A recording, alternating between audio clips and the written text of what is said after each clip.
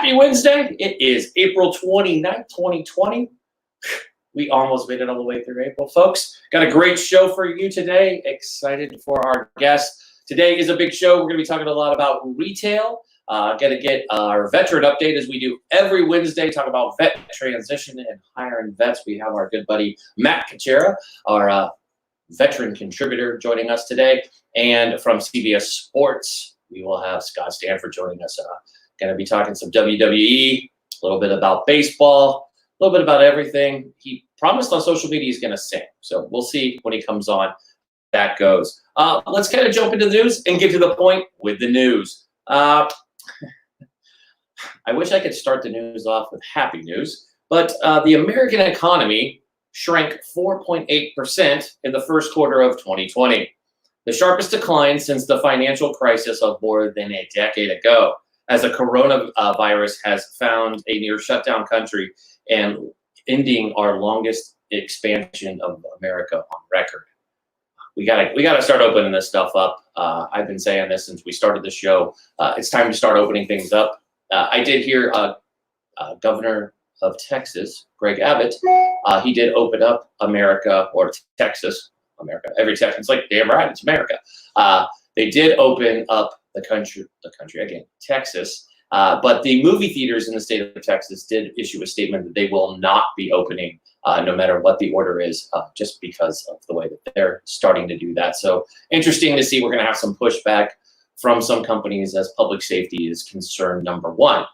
So let's move on. So yeah, President Trump suggested in his daily press conference that the worst days of the coronavirus are over. And he said this as he welcomed a group of small business owners to the White House. I'm curious on what the president's actual definition of the worst is over. We now are going to probably suffer through, as we heard yesterday from our guest, Colonel Lewis.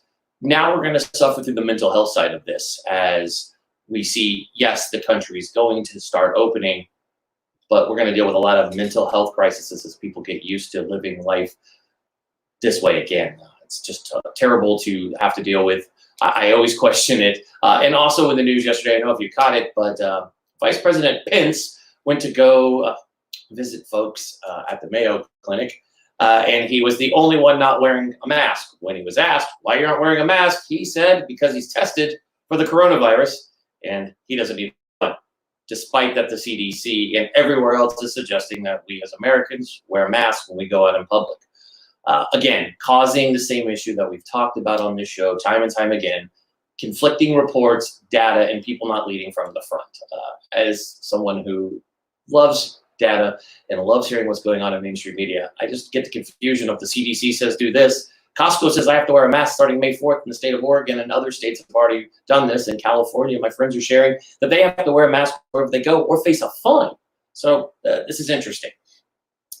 So another big thing, Google and YouTube, or who owns YouTube, and they have their parent company, Alphabet. I love the fact Google did that.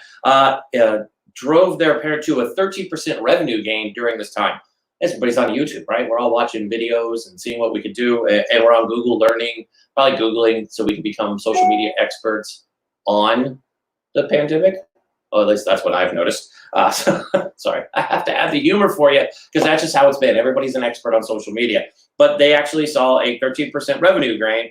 Funny, you would think that's a positive thing. It's the slowest growth the company has seen in 4 years. It's crazy, right? You think 13% growth, you'd be like, yes. Not our friends at Apple or Google. They're like, nope, we're not good with that. The tech-based giant in Mountain View reported $41.2 billion in revenue, or $33.6 billion after ad commissions. I want to have their idea of a bad quarter because that sounds like a good quarter for anyone else in the world. For its quarter that ended on March 31st, which is slightly better than analyst expectations. The company posted $6.84 billion in profits, earning $9.87 per share, which is pretty outstanding. And sad news, and we're giving this shout out. The whole reason it went on here is I'm a fan of movies, international movies. I love a good film, and my mother brought it to my attention this morning. So thank you, Mom. You made the news feed that Bollywood star Irfan Khan known for his roles in Life of Pi and the Academy Award-winning Slumdog Billionaire, passed away on Wednesday. Well, today, but yeah, it was yesterday, but today, International Dateline. He was 53. In sports news, and we'll dive into more sports news as we go along, but in sports news, the NCAA, the world's police when it comes to sports, announced Wednesday that their board of governors supported the rule changes that will allow student athletes to profit finally from their likeness being used starting in the 2021-22 academic school year. So next year. The NCAA noted that the rule changes are officially passed. So student athletes will be able to get compensated for third-party endorsements, both related to and separated from their athletics. And social media and businesses all stated that they have started with personal appearances as long as they're within the NCAA guidelines. This is fantastic. These athletes are far too often used. Their likenesses are spread everywhere. Everyone takes advantage of them. So this is great for our student athletes to go out there, especially when you look at women's basketball. Those women are amazing. Their likeness is used everywhere as role models, and the fact that they are finally going to get compensated is great. It goes for our football players. I know this all stems from, if you're a gamer, a few years back we had Madden, not Madden, but the college football that EA did, NCAA college football, and they were using college players, right, and using names and their real names. You even saw it in college basketball and video games. Well, Ed Bannon, former NBA basketball player and star at UCLA, filed a lawsuit because he wasn't getting compensated for that. So this is good that these athletes now, maybe we can get those games back because they were fun to play. And two, it's good to see that these guys getting taken care of. And in great baseball news, I'm a huge baseball fan, as most people know.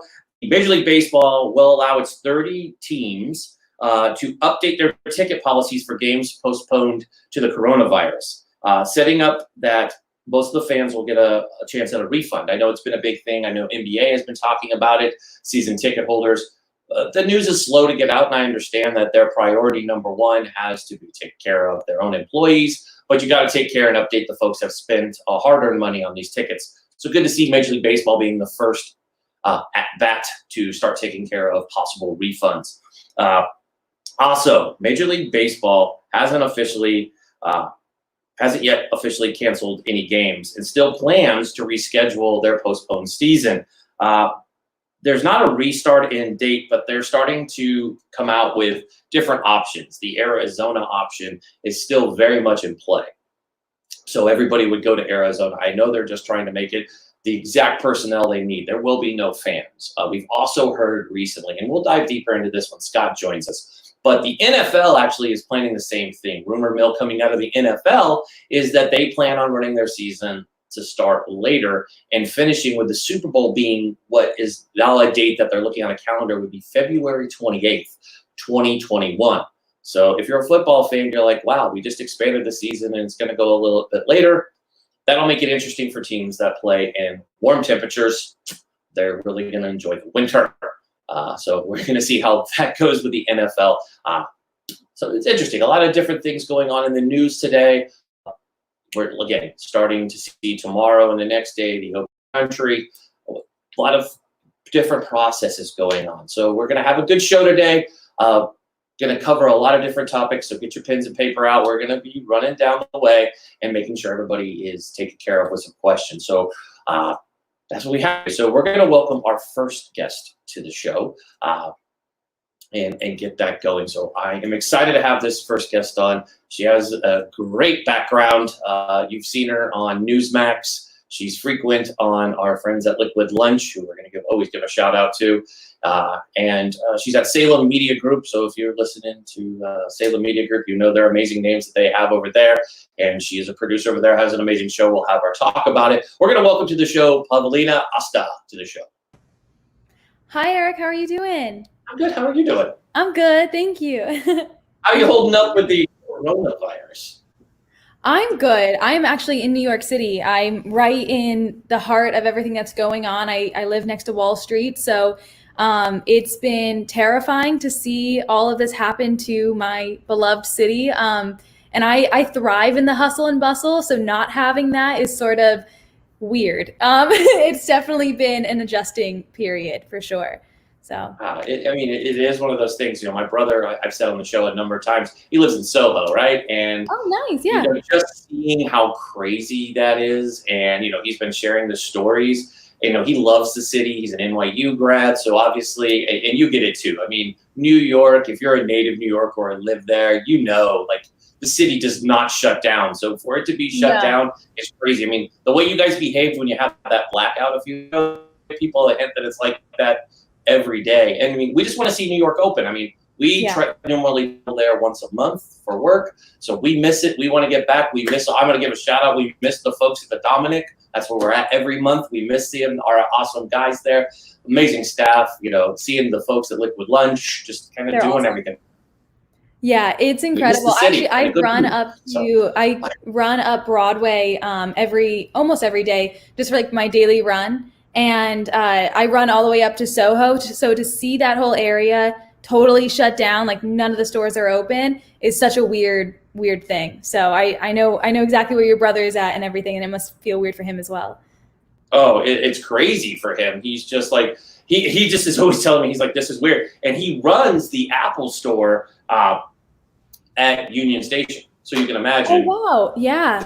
Because it's shut down, right? I mean, all these, it's just weird to see New York landmarks completely just not working. So anyways, that's not what we have you here to talk about. Let's talk about the retail industry. We talked about this yesterday on the show, but I want your expert opinion on this.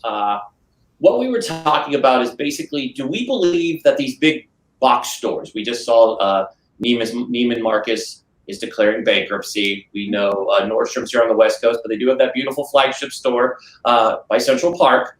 Nordstrom's is still shut down.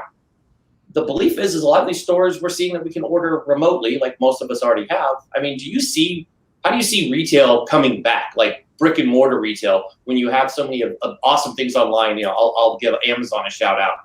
We can depend on Amazon and we get it in 2 days. Exactly.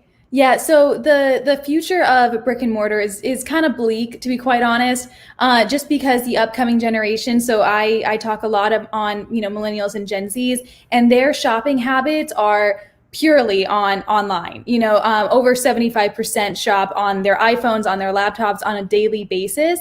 So places like JCPenney, Neiman Marcus, GNC, those kind of companies, they're really struggling to have their brick and mortar stores and everything. And it's also, when you think about it, especially living in New York City, the rent is really expensive for them. So if they're not making at least $1 million for some of them, especially if you're on like Fifth Avenue, it's like $1 million a month just for rent. So if you're not making that in the stores, you're already struggling. Like, it's just so hard for them to keep up with that. And a lot of people are shopping online just because of the convenience. You don't have to worry about dealing with other people. You don't have to, sift through everything. You can just simply search it. It's a convenience thing, and everyone wants their 2-hour shipping, their 2-day shipping, whatever it may be. They want that convenience. So it's not looking too good for a lot of those, bigger stores. Especially with everything that's going on with the coronavirus. If companies or if stores were struggling before the coronavirus, they're definitely not going to be doing well afterwards. Awesome. That is great feedback. I'm laughing. My screen behind me has changed. I know, it is that. This is great. You can see what I was listening to before we went on. Thank you, XM Radio. We'll fix that between our next questions, I promise you. But it's called me touching buttons. It's always fun, so it's funny that we talk about this, right? So malls, right, as a culture, for me growing up, I'm, part of, the, not Gen Z, I wish, but we're Gen X, right? We have this kind of cool generation. We've had awesome millennials on our show, so I'm not one to bash on them. I have a few that I call my own children. I have a brother that fits in that description, So you have, our generation was raised in malls, right? Going to the mall was something that you did. So now to change that and not have that, I think it's going to be a change for people. I mean, what is your advice to folks who aren't used to shopping online and have always traditionally gone to a brick and mortar store to go get the simple things like clothes and everything? Talk to those Gen Xers and the boomers who are still figuring this all out, that are they don't know what to do, and they're freaking out that their stores possibly won't reopen. Of course. And, you know, I'm actually a Gen Z and all I know is shopping online. Like that has just been my whole life. And I also do it on a daily basis. But to the older generations that are used to going into stores, you know, you can still, as long as you've got a laptop or computer of some sorts, you can still go to all of your favorite stores just online, you know, and as long as you know what size you are, you're usually pretty good. That's the one thing about malls that, or you know, just having stores or going into stores in general that I personally like. I like to be able to like feel the material and like I know how it fits on my body or like just that kind of thing. That's like one thing I definitely am going to miss as certain stores tend to close down. But just to, you know, JCPenney, they have all of their stuff online. It just seems to be easier for everyone. So. You are correct. Look at that. Magic while you were talking. Magic. Ta-da! I love it. But you're right. Like, you know, it's interesting to have folks have to like change the way that they think and they shop. Coronavirus, as negative as it's been, I think it's been positive. I've always been a work from home person and work remote. Working in tech is my background. So to see people now experience it, I think people are doing more work and seeing that this tradition that we were raised on an 8-hour workday. Right. Not so much. It's get your work done. And you're surprised when you don't have the distraction of going to the coffee maker and talking to your friends about what you just watched on TV the night before, talking about the game. You get work done. I mean, yes, there's Slack and Zoom channels and Zoom, you know, Zoom calls. For the most part, I mean, what's your thoughts on that? Do you think the workforce is going to turn into more of a remote workforce? I actually think, okay, I love that you mentioned this just because I think it's so interesting. I've been looking into this whole thing a lot just because there's companies that go to WeWork, for example, because it's easier and it's cheaper for them to get work done in those kind of environments. A lot of people are getting more work done in quarantine and they like having their own schedule. Like, okay, I have to get a certain amount of work done, but for lunch, I'm going to go for a run and I don't have to get ready for work. And I can, you know, there's a lot of convenience in just staying home, and companies don't have to pay a lot of money for office space or whatever, you know, snacks or coffee machines, etc. So those businesses are saving a lot of money. And as far as like, I think it depends on the person, whether you do better in an office setting. Maybe like having other people working around you really gets you to focus, because sometimes I have trouble focusing. So being in an office space sometimes gets me in the right mindset. But there's other times where I like to, you know, work from home as well. I like to get things done at my own pace and not get distracted by my other coworkers. So I think there are so many things that are going to change after the coronavirus. Just everything that we have seen has kind of been turned on its head in a lot of ways. And that's just going to be so interesting to see, like, the way things change after this. But yeah, I think you make a very good point that the way we work and how like not having the typical 9 to 5 is probably going to change.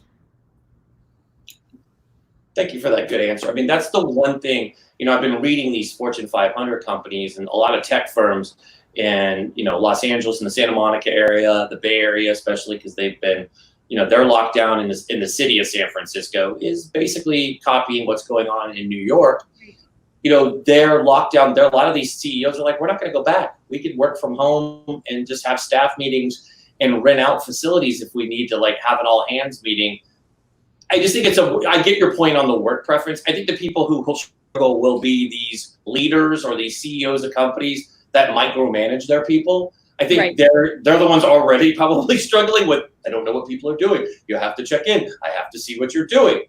Totally. So it's going to be funny changing it, because as we know, we're not going to go run back and everybody's going to fill the city back up going back to an office. So it's going to be interesting the way that people do this. So, I mean, thanks to, you know, it was big for your site, so we got to get moving on, but we're going to have you back on for sure, because Yes. I love talking retail with you. You are one of my favorite retailers to talk to, getting a lot of messages sent to me while we're sitting here going, wow, have her back on again so we can learn more about retail. So Yay. Oh, I love that. Thank you so much. I have a lot of fans. knowledge. But, before we let you go, kind of tell everybody how they can reach out to you. I know we've been plugging your Instagram, but tell folks how they can get a hold of you and learn more information. Yeah, you can follow me on all the social sites at Pavilna Osta. That's Pavlina Osta. I also have a podcast where I interview a lot of amazing entrepreneurs, just fascinating newsmakers, to be quite honest. And that's called If God Had a Podcast. You can find that wherever podcasts are. My favorites are, Spotify and iTunes, or Apple Podcasts. And yeah, I guess that's it. Oh, Annie, I love it. You have interviewed some amazing folks on your podcast, so I highly suggest people to go check out your podcast because it is good. I was just listening to it yesterday. So, Oh, good. Thank you. Thank you. Awesome. So thank you for coming on. We'll have you again real soon. I would love that. Thank you so much. Outstanding. See, learning a little bit about retail. It is going to be a shift, folks. We're going to have to get used to this new world order that we're going to be living in. I do see and still predict that malls as we know them will be a little empty.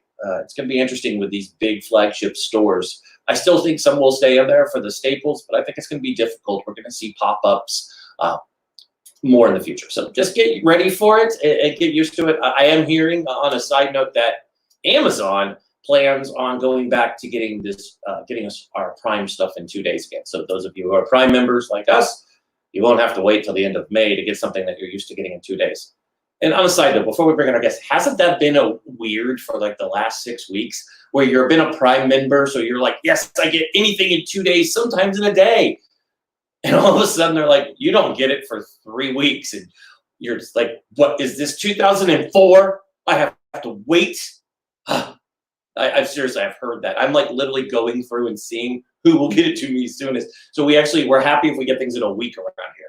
So I can't wait to get things in 2 days again. I'm truly missing that. So let's bring on our next guest. You see him every Wednesday. He is our first official contributor to The Point. And he's going to be on. We're going to talk about veterans, transition, and hiring, and some best tips out there for folks who are looking out there. Everybody probably knows a veteran in their life, or somebody who's walked up to tell you that, hey, I almost joined the military, but we all love those sentences. So without further ado, my good buddy and our veteran contributor, Matt Kuchera.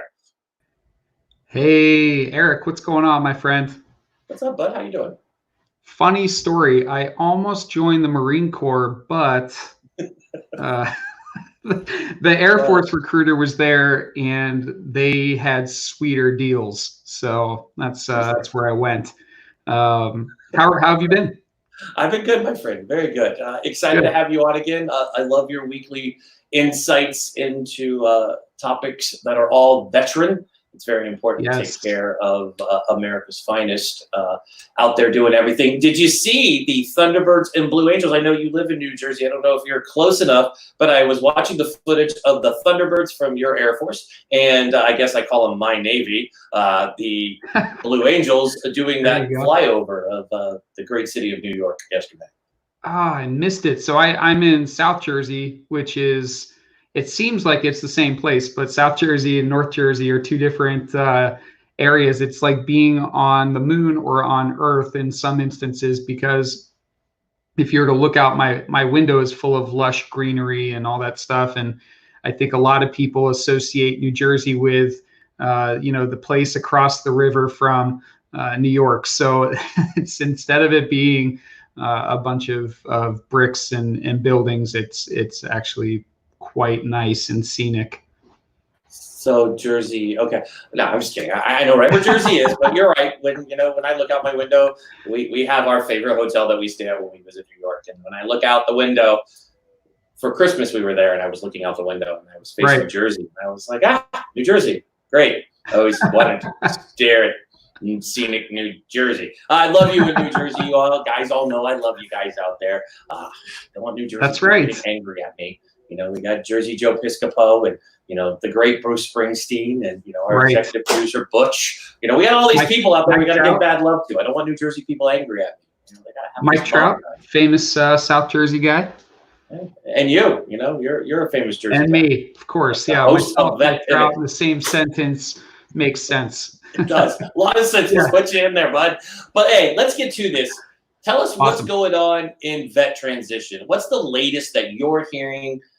With what's going on with folks out there? I know that there's unemployment is through the roof right now. 26 million Americans unemployed. I hate to know how many of those are vets, but what's the latest you're hearing out there?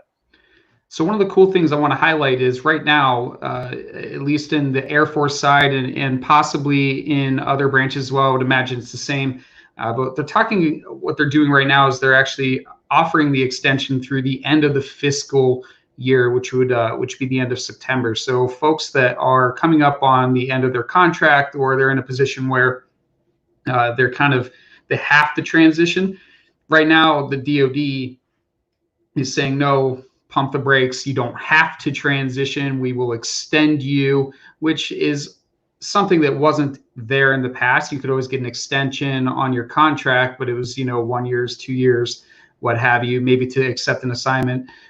In this case, what they're able to do is they're actually able to furlough they're leaving the military by a couple months to give this time to pan out and see what the end of the fiscal year looks like, or what the end of the summer looks like for the hiring market, which is nice. I mean, with the trepidation that you have as a veteran in going into the civilian workforce, it's nice to see that the military is doing their part to kind of ease that and not just kicking people out the door. They're allowing those veterans, those service members and their families to stick around for a little bit longer and continue to have that stability in their life. So I think that was a really class act move on the military side of things. Absolutely. That's a good update. It's good that we're taking care of our folks that are in uniform. I know it's a scary time. I can only imagine transitioning during coronavirus. That's got to be crazy. I mean, you're sitting here going, what world am I going into? Because you already know the transition is really bad as it is. And you're like, what? I don't want to go. I want to stay here. I like my mail card and my barracks and the good life. I don't know. I mean, they're just gaming. They're doing what they normally do. The downfall is there's no sports. That's why I can't wait for our next guest, because I get to talk about sports for 30 minutes. I'm excited about your next guest as well. I can't wait to hear what he has to say. I can't wait. I just want to talk about sports with somebody. I watched, actually, embarrassing enough, I watched The Last Dance again last night. The 2 episodes that they just aired. Episode 3 came out. You know that, right? And 4 too. And 4. Excuse me, I'm not breaking news now, am I? You know this stuff. Come on now. Come on back now.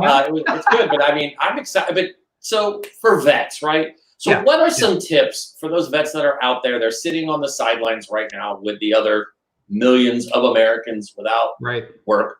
What is some things that you can tell to our veteran community or friends of loved ones that are out there with vets?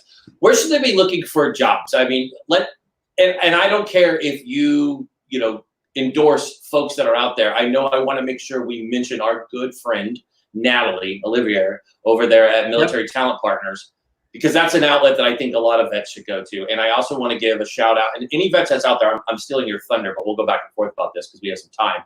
But let's talk real fast, Veterati, which is a platform I love for mentorship. Those are my recommendations. I mean, kind of dive deeper on both, but if I'm a vet and I'm looking, or I have a loved one as a vet, Veterati for mentorship. And if you're out there and you're listening and you want to mentor a veteran, go to Veterati and sign up to be a mentor. You will change someone's life, and you're truly giving back, and you're truly supporting the troops instead of just slapping a bumper sticker on your car and saying, hey, thank you. We'd rather you be a mentor to us than high five us. That's great. I love Veterati, by the way, and what the Rouse are doing with that organization and their mission is absolutely fantastic. One of the big things that veterans need, or service members need, as they leave the service, and really, if you want to bridge past just the veteran and military member thing, anyone that's making an industry change in their career needs someone to mentor them through that process. You need someone that's going to sit there and say, hey, these are the steps that you need to be taking. Here's some information that you should look up or read up on, and really guiding you step by step through the process.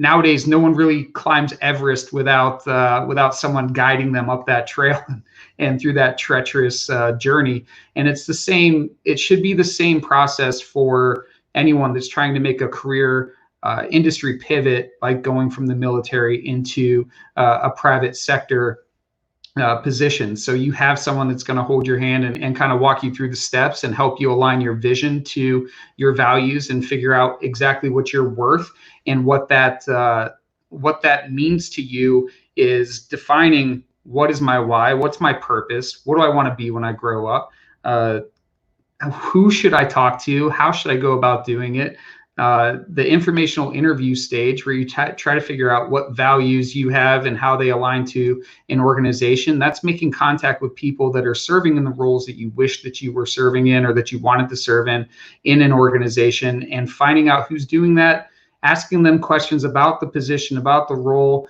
and asking them the question about the culture and the climate of the organization to see if it's a good fit to your value system. And then finally, defining what your value is, figuring out what you're worth is really important as well, to make sure that you're getting fair value. If you come into an underemployment type position where you're not being fairly valued based on your career experiences and how long, you know, the soft skills you bring from the time that you had in the military, if you're not being fairly valued for that, then you're not going to be fulfilled. And a lot of times you'll be frustrated as well. So you'll actually end up getting in a place where you're probably not wanting to stick around because you feel like you're not getting what's due to you. And that's absolutely okay. The same can go for being overemployed as well. If you step into a role where that's not a good fit because you don't meet those criteria, maybe you overestimated what your value is, and you'll find yourself swimming in the deep end. So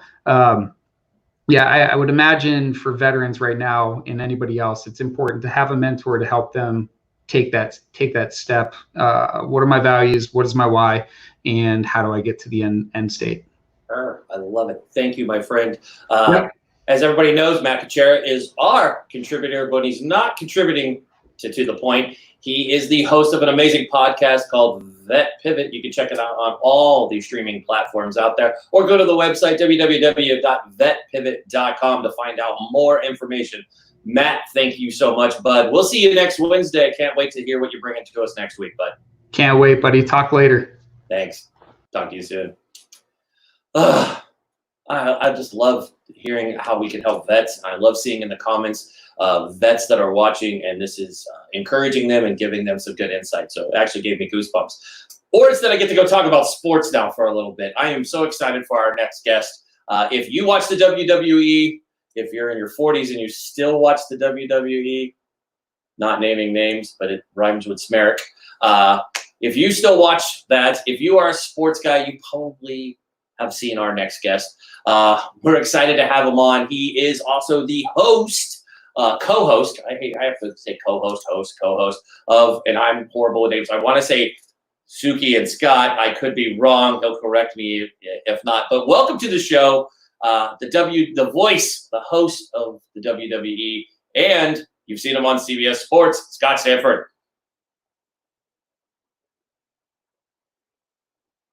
We don't have audio, but I'll fill in and dance.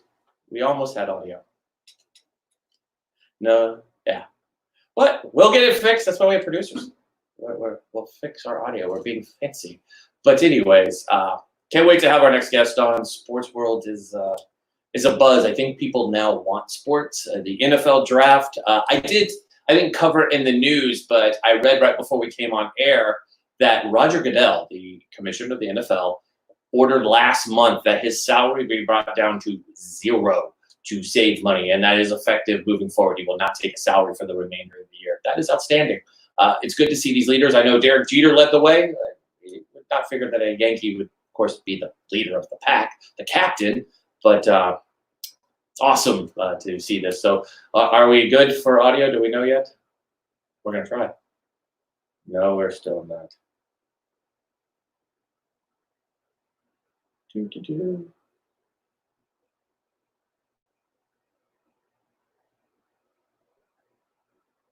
Let's follow Scott where he's going.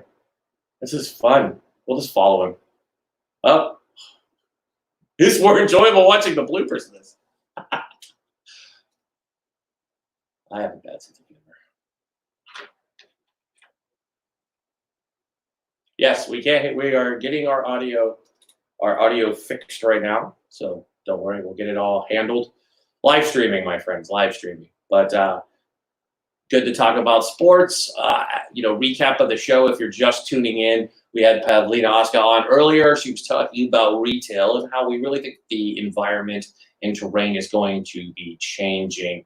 That being said, that's the things that we need to do to kind of get people used to the way the world's going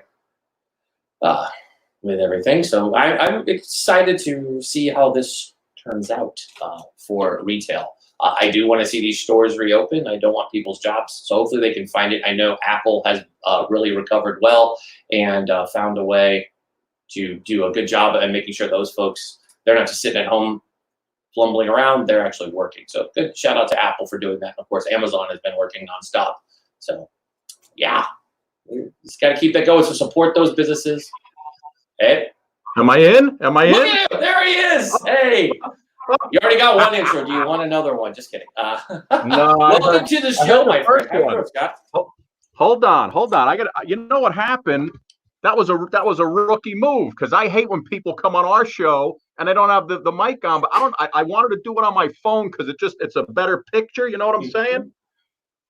So I went back to the old laptop. But hold on, let me get back in my spot because I got a few sets down here in my office. So this is the WWE set I wanted to give you right here. How's that look?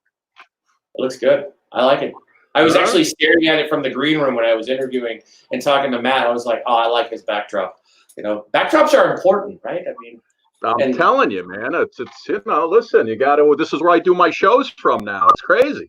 I love it, right? We're all getting used to doing everything from home, right? I think, and let's jump in. Well, before we jump into sports, let's talk about that, right? You know, you, like so many other, TV talent, you're used to going into the studio to do your shows. And I'll tell you, man, I was just thinking about this today. Now that I'm comfortable, I got it leaning on my knee. Eric, I was just thinking about this today. That's like my happy place, is being in the studio.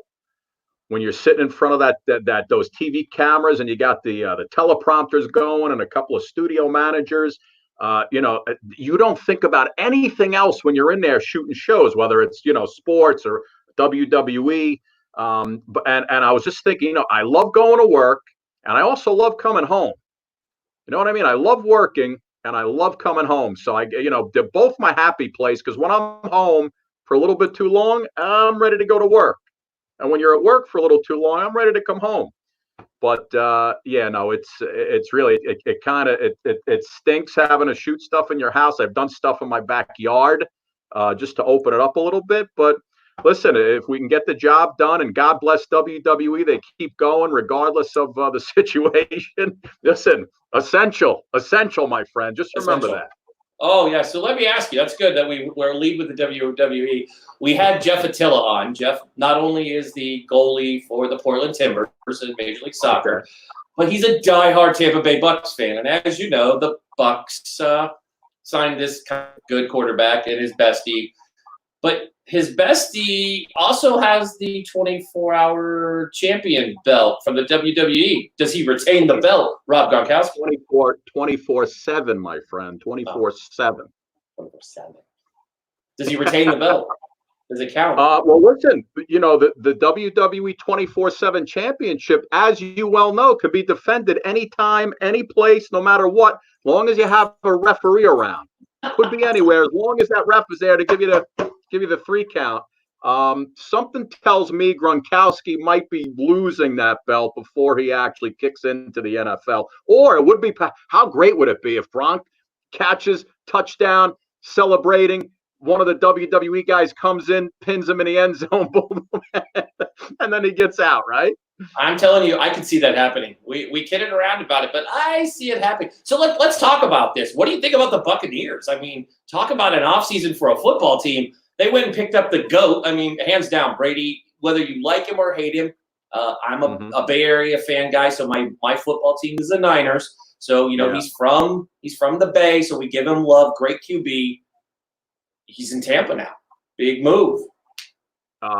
Listen, here's my thought on that. Nobody cared about the Tampa Bay Buccaneers, outside of Tampa Bay until now. So, the ESPN is going to be covering those guys, and you add Gronkowski in there, they turn into, everybody's healthy. They turn into an instant contender. So I think, it was a great move for them, regardless of the money that they had to spend. They'll make that back in spades and probably merchandising alone.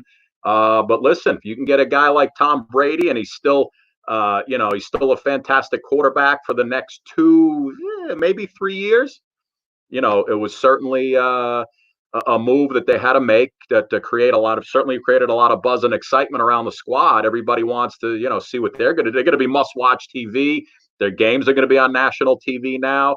And it just goes to show you that no matter how successful you are, when you have two guys like a Brady and a Belichick who just don't really want to do it together anymore, then this is what happens. Doesn't matter how, whether they could have won again or not, who knows? But, they would have had a great opportunity to do it, I'm sure.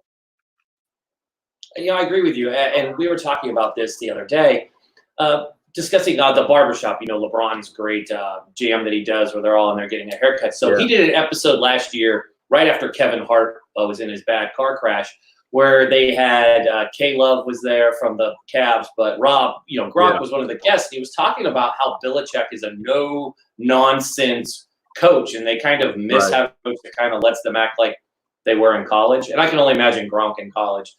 Brady just looks like he was a yes man, but Gronk looks like he's a wild child he's a wildcat. So, what do you see Belichick doing? Do you think maybe this is his last season? I mean, what's going to happen to the Patriots? Listen, between you and I don't. Who knows, right? Maybe Jameis Winston ends up on the Patriots. Who knows? Belichick always has something up his sleeve, right? I don't know what his contract. I don't know what his contract is, but I have a feeling if things go downhill this season, based on the fact that they let Tom Brady go, and I'm sure he had to convince Mr. Kraft to let him go. Hey, it's not worth it. He's getting old. We can get a young guy in here. Too much money, because Kraft wanted to keep him there. It's like his son. I think if things go downhill and they don't have a great season, this could be the last ride for Belichick. But of course, if they're into the playoffs, deep into the playoffs, and they make a nice run, Belichick will be there forever as long as he continues to win, as long as he wants to be there.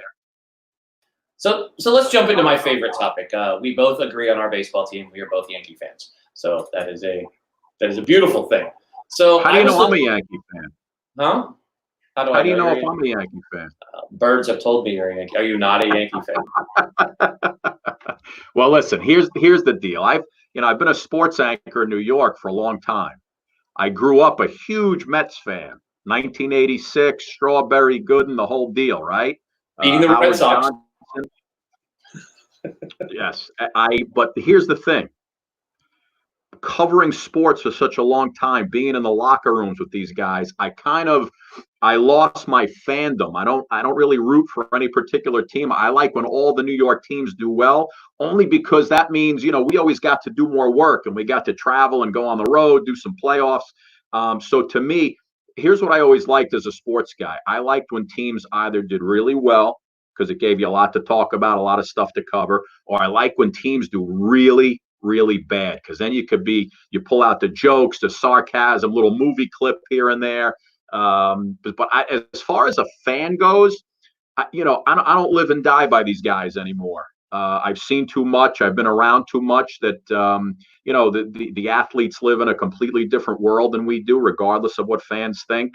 In most instances, these guys are pampered to the hilt. They don't really, I know some of them came from backgrounds that weren't great, and they rose up to. But once you get all that money and fame, I don't know how much the game and winning actually means to a lot of these guys anymore. That's just my honest opinion.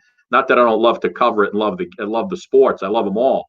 But I love the action at this point, and thank goodness I don't live or die by who wins and loses. But sure, we could talk Yankees if you want. Well, I was just going to talk baseball. I mean, I love your insight. I mean, I get it. You eat, breathe, and sleep sports. I mean, it's your world. But what I was talking about in baseball is, we have the Houston Astros. Before Corona came around, we had this really lax punishment from MLB for a team that was caught red-handed cheating. We saw the feedback from the players. The Dodgers, gotta love them. I'm not a Dodger fan, but love the Dodger players being very frank. And then we saw spring training. People were still throwing at the Astros, still doing everything. So if we get a season back, and I hope when we do, I believe that Major League Baseball is going to put something together. These guys want to play. What do you think is going to happen with the Astros? I think we've been cheated. We lost a free 30 days of watching brawls and then being beamed. I want to get to that. I'm looking forward to these players enacting their own kind of revenge. I guess it's a military thing where it's like we police our own. But come on, this is baseball. It's the all-American sport. You love it. I mean, I bring this question to you because I've been watching Last Dance, and they're talking about the Pistons and the way basketball used to be where they would just punch you. Well, baseball's still they haven't lost that. The brawls still happen. Yeah. So what's your thoughts on baseball and the Astros? Listen, if you think about it, this whole virus situation turns out to almost be a blessing for the Astros because in spring training, they were already getting beamed and booed. And listen, once baseball comes back, and hopefully it will eventually, they're talking about maybe that 3-division thing where teams don't have to travel and the players could just stay at home with their families, which it's fine, whatever it is. I think when we get back to baseball, the Astros are still going to feel the wrath of those, when they're when they're the visitors in whatever ballparks they're at. I don't know that it will be as it'll be as hot as the topic once they get back. Because like you said, nobody's really talking about it anymore. And I know I just saw the headlines. I read it just a little bit. The Red Sox didn't really even get that much of a punishment. I think the tech guy who ran the video camera in the dugout was the only one who got punished for whatever his role was. But I think I think everybody's going to be so happy to get sports/baseball back that I think the Astros may have gotten a little pass here as far as how harsh things would have been, because it almost, listen, when you look at real life and what's going on and all the people who have contracted this virus and the people who have died, is the Astros cheating scandal really, in the scheme of life, that big a deal to us as fans anymore? A lot of things aren't that big a deal anymore. But listen, to me, you could if you threw on a spring training game right now, Yankees, Dodgers, Yankees, Red Sox, just an exhibition game, you'd have a tremendous audience, Eric, because everybody's just dying to get back to some kind of normalcy and stop watching reruns of, games on ESPN and Fox and everything else. That's why, see, WWE, they just keep on going. They're giving you fresh live programming every week. Little plug. Just thought I'd throw that in there. Okay, we can always plug the WWE. I know military folks, we watch the WWE. I mean, it was back when it had another letter at the end of it, and it wasn't an E back in the day. Yeah, but raised on the W. But I mean, who doesn't love Ric Flair? I mean, I remember we've had Ric Flair when I was much younger show up to things, and oh, come on, Ric Flair is the greatest guy ever. I mean, if you don't like Ric Flair, there's something wrong with you. I just love him. Raised with the Hulk. Of course, everybody, you see The Rock, Dwayne Johnson is everywhere. I think the poster child truly for the WWE, still gives back to the amazing organization. So let's talk about the WWE. Okay. They just keep going. I mean, they're putting out an amazing product day after day. Fans are in love with it. To me, it's the thing that keeps us going. It's been the normalcy that we can do, the best that we can do. At least we have that to watch. I mean, how have you felt? You're in this. I mean, what's the feedback from WWE? It was kind of weird at first when they first started doing these shows with no audience. I mean, I guess you kind of get used to it. It's certainly a different element. I think the WWE fans, the WWE universe, as we like to call them, really they feed off the superstars, and the superstars feed off of them. That's a given. Nothing like for those guys to walk out into an arena with 20,000 people or a WrestleMania stadium with 80,000 people. You talk about it being electric, and it really is, because the WWE fans are rabid as can be. But as far as this situation goes, they're doing it safe. There's nobody in the building, and it's just they were given permission to do it by the state of Florida. I don't even politics, whatever aside, they were given permission to keep going. If they weren't given the permission, they wouldn't keep going. You'd still get WWE programming. I'm sure they'd figure out a way to do it. But they're still giving you the storylines and the action. We have a pay-per-view coming up next Sunday, May 10th, called Money in the Bank, which I'll be doing the kickoff show for on the WWE Network with Peter Rosenberg from the Michael Kay Show. But it's going to be a great show. And again, people are starved for entertainment. And it's, when they did WrestleMania, it was a 2-day event, which really turned out to be phenomenal. They shot it they shot a couple of matches like it was almost like a movie, and it really worked out beautifully. And it got such great feedback. And it's just, listen, as long as they're permitted to do that show, Vince McMahon and company will continue to do that show. He is an amazingly driven guy, as everybody knows, and he'll keep it going. And it's just, listen, it's like watching a soap opera, right? They're progressing storylines. You got the pay-per-view coming up, and it's funny because the Money in the Bank, it's usually this ladder match where the superstars have to climb a ladder, and there's a briefcase hanging high above the ring, and whoever gets the briefcase on the ladder opens it up. There's a contract for a WWE title shot. You could pick anywhere, anytime, right? So this year, what they're doing is, instead of climbing just the ladder in the ring, they're doing it at WWE corporate headquarters, the building off of I-95 in Stanford with the American flag and the WWE flag. You have to get up, you have to climb the building, the different floors of that building, get up to the roof of the building, then climb the ladder where a ring will be up there to reach the briefcase. Now try doing that. I've climbed the stairs in that building. I can't even do that on a normal day without being winded, right? These guys are going to be beating the holy heck out of each other. You got a men's match and a women's match. They're going to be beating the crap out of each other while trying to get up those stairs. I'm sure we're going to see some offices ruined, maybe even Vince McMahon's office. So it should be pretty cool. And again, the bottom line is we're all stuck inside, and it's new content, it's new programming, no different than new shows coming out on Netflix, man. And it's something to watch, something to be entertained by, and that's real. That's why you do this show. That's why Suki and I are doing our show every night. Just we're not getting paid for it. It's just to have fun, feel normal. I feel like I'm working. You know what I mean? When we're doing our show at night, I feel good. It makes me feel like I'm working. We have guests on and celebs and comedians and singers. And when you see all those comments of people that are just thanking you for doing this because they want to forget about being locked inside for a minute. It's all about taking care of everything. And the WWE, God bless them. I get to do my shows every Monday and Tuesday. I do a lot of recap shows and the pay-per-views. And as long as they keep going, I'll be here to keep going. I've been doing it for 11 years, which is crazy to me. But it's so much fun. It really is. I've had nothing but pure enjoyment with WWE over the last 11 years. I love it. And you hit the nail on the head talking about Vince McMahon. I mean, that man has been incredible following the WWE.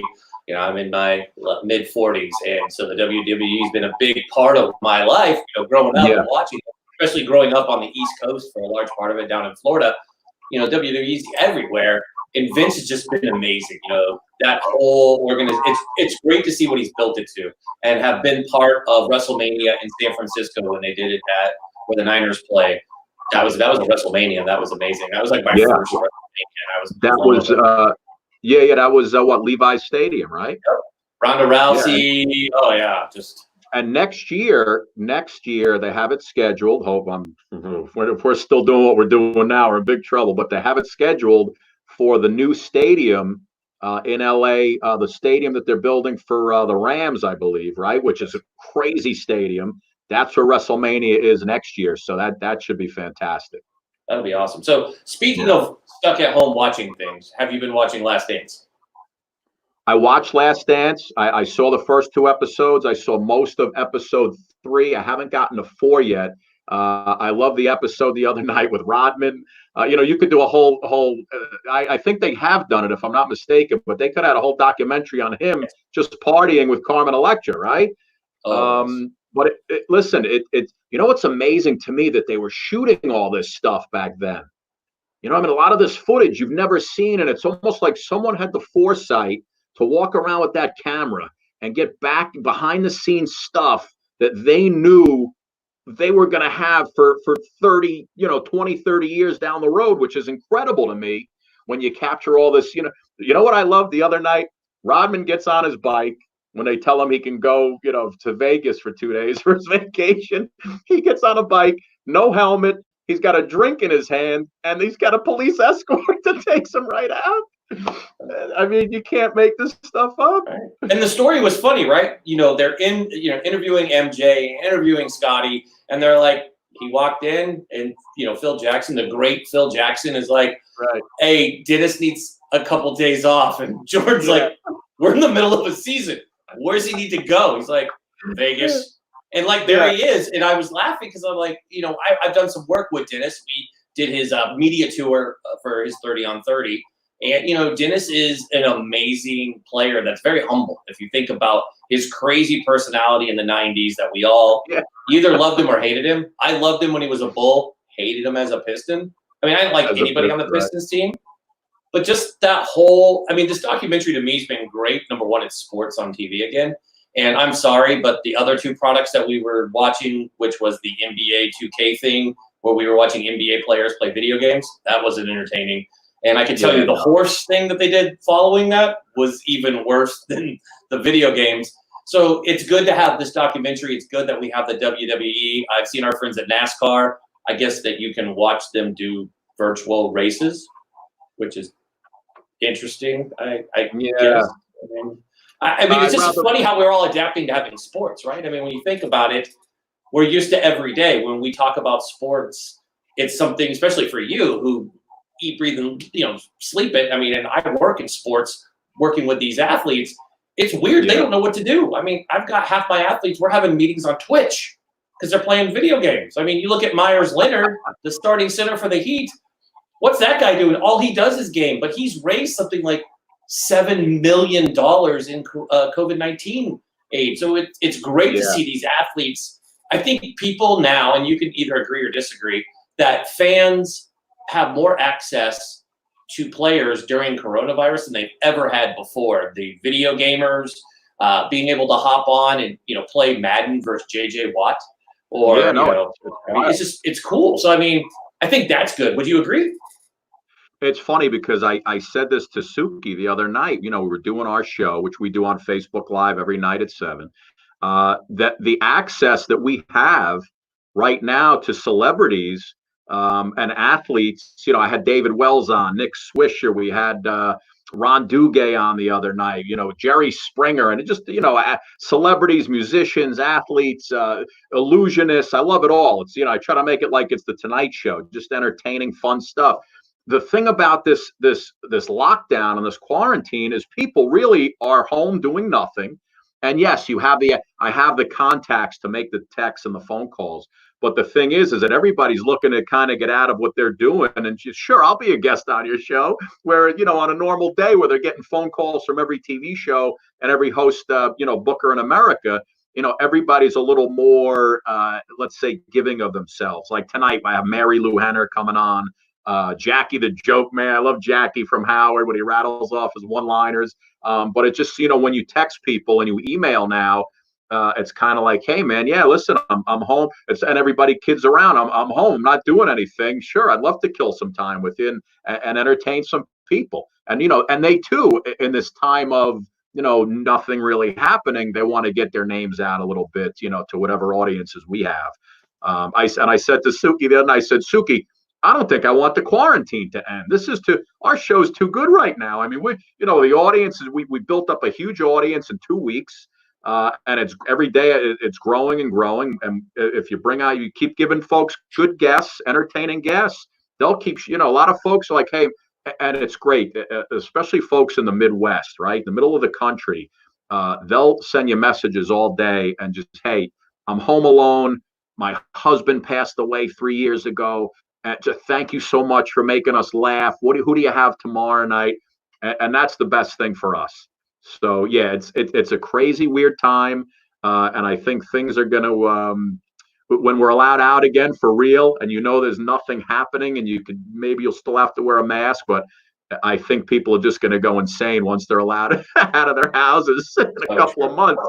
Yeah, look out, man. The streets are going to be crazy.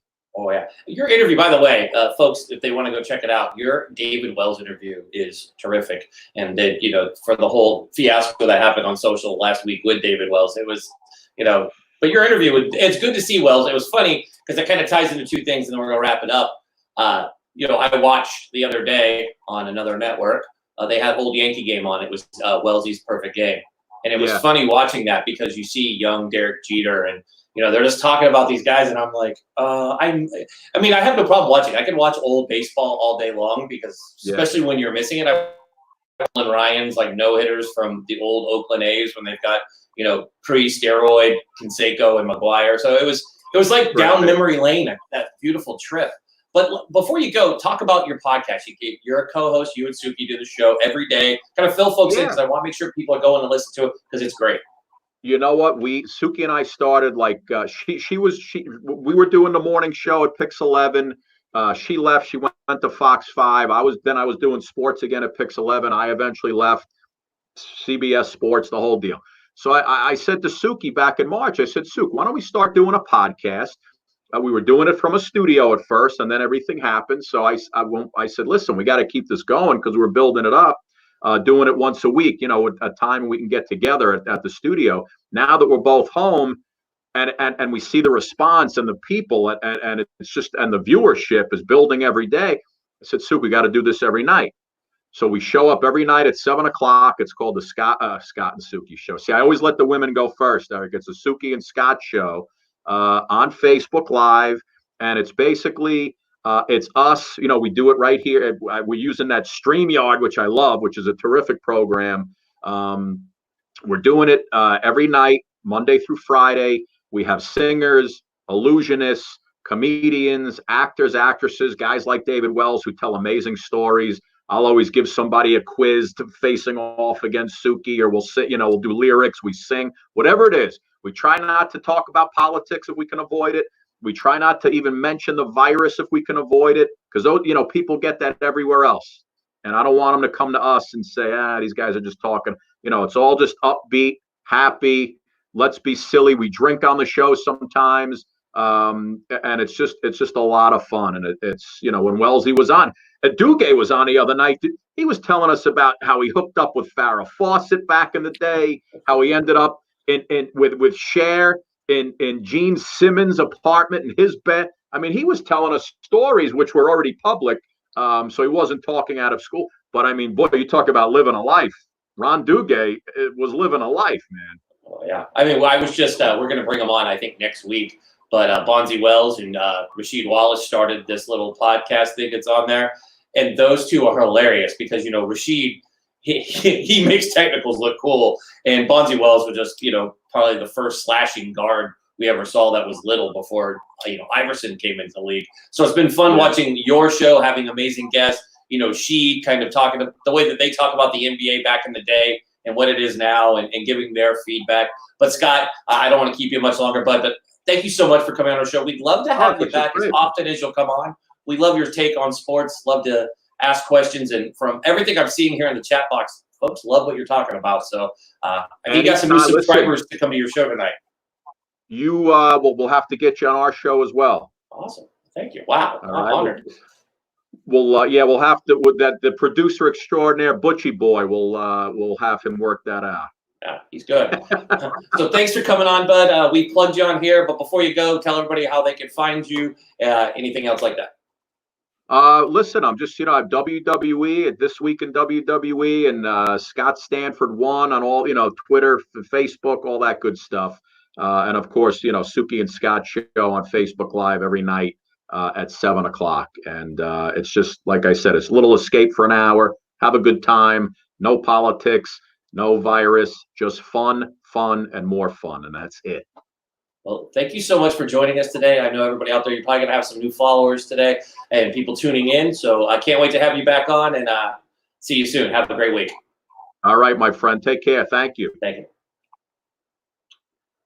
What a show, folks. Sorry we went a little long, but I want to make sure we gave Scott all of his time. But thank you guys for tuning in. Tomorrow's show, it's a good one for you. You don't want to miss it. Every Thursday is our veteran and first responders show. So we have nothing but veterans and first responders on. We talk everything, but just everybody's background is either law enforcement or fire, or they're vets. So tomorrow's guest, we have Mike the Cop. If you're looking to laugh, Mike the Cop's going to be on. We have Brandon Burton, a United States Marine Corps veteran working in the financial sector. He's going to be talking saving money and how you can recoup some of your investments if they've kind of gone downhill during this economic downturn. We have Jason Piccolo. Jason has an amazing background. He was in the United States Army, and he's worked from everybody from ICE to the CIA. He's worked with every three-letter agency you could work for. He's going to be on. We're going to be talking about current events, what's going on in the world, maybe cover a little bit about China. And then my good buddy, Wes O'Donnell, he's producing a Vietnam film. It's a great documentary that he's been producing. He's going to share a little bit of it on our show. The greatest generation that is forgotten is our Vietnam veterans. So Wes is going to be on. We're going to be talking about his documentary. Wes is one of those guys that did two branches. So he started off in the Army and decided he wanted to be like Matt Kuchera and slide around in a chair and join the Air Force. But he's got some amazing intake. We're going to talk about some veteran numbers. Wes is one of those guys that you're going to want to pay attention to. So excited to have Wes on. So that's our show tomorrow. Again, I thank you so much for tuning in. Make sure you subscribe and follow. Hit that little notification button on YouTube. Let you know when we drop new segments and the show will come on. You'll get notified at all times. So hit that subscribe button if you don't mind. We thank you for watching. I'm Eric Mitchell. Be safe, be strong, be smart. God bless America.